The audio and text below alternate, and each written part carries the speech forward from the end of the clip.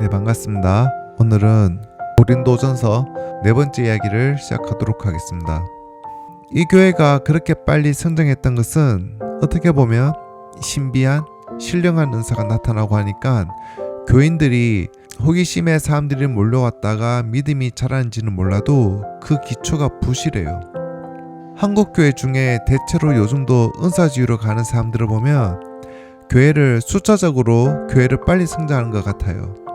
그런데 은사주의 사람들을 불러다 놓고 뭘 물어보면 아는 게 없어요.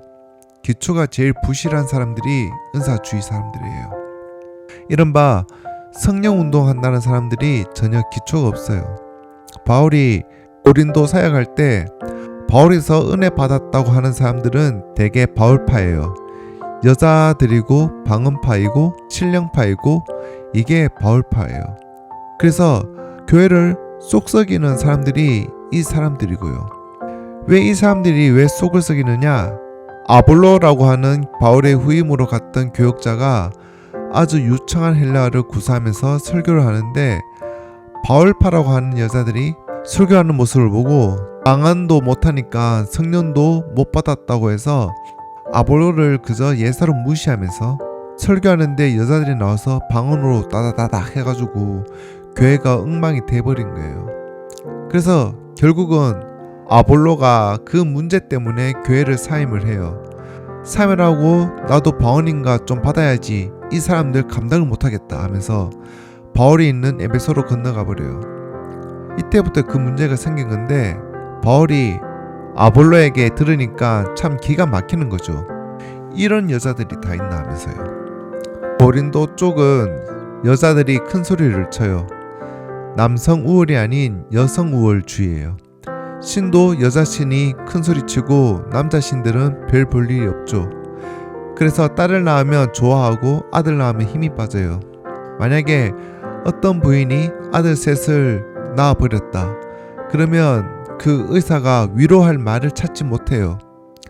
극해도 하나님께서 주신 거니까 어쩌겠습니까? 희망을 갖고 키워봅시다. 그렇게 할 정도로 여자들이 큰 소리치고 그 여자들은 절대 몸을 드러내지 않고 신처럼 온몸을 다 감싸서 발끝까지 끌리는 그런 옷을 입는데 남자들은 홀랑 다 벗겨가지고 남성의 근육미를 여자들이 감상하는 이런 식으로 되어 있는 거죠. 그러니까 큰 소리 뻥뻥 치고 하니까 바울이 히브리 사람들은 여자들이 전혀 집에서 조용히 아기를 기르고 하는 것이지 여자들이 떠드는 것은 전혀 용납이 안 되는 거예요. 그래서 문화 충돌이 일어나는 거죠. 기독교 문화와 헬레니즘 문화가 충돌이 일어나는 거죠. 그때 아볼로 목사를 끝내 목회를 못하게 방언을 해가지고 해방하면서 애를 먹인 사람은 전부 바울파이고 여자파이고 신령파이고 방언파이고 신비파예요. 그 다음에 10번째는 부활에 관한 문제예요. 고린도 사람들은 부활이라는 것은 육체가 부활한다는 것을 도무지 받아들이지 못해요. 왜냐하면 그들이 적어도 탈레스부터 시작해서 700년 동안 바울의 복음이 들어갈 때까지만 하면 750년 동안 부단히 철학을 했어요. 파르메니스, 프로타고라스, 소크라테스, 플라톤, 아리스토텔레스 해가지고 계속해서 철학자들이 나오는데 그 철학자들이 뭘 하냐면 죽는 것이 두려워서 철학을 하거든요. 사람이 죽음이 없으면 철학을 하지 않아요. 죽음을 볼 때 사람들을 생각하면서 철학을 하는 거죠. 그래서 죽음의 문제를 자기들은 해결했다고 믿고 있었어요. 어떻게 해결했느냐?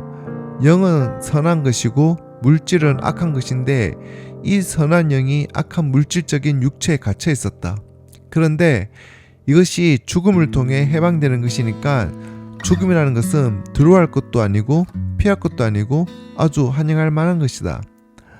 우리의 영이 저 하늘을 날고 싶어하는 영인데 이게 어떻게 하다가 육체에 갇혔는데 죽음을 통해 해방되는 것이니까 죽음이야말로 가장 바람직한 것이고 사모할 만한 것이다. 이렇게 겨우 죽음 문제를 미화시켜서 해결했다고 자부심을 가지고 있는데 바울이 가서 육체가 부활한다고 하니까 겨우 이제 해방됐는데 보라면 어떡하느냐 하고 도무지 육체 부활을 용납하지 못해요. 그런 문제를 가지고 말하는 것이 15장이에요.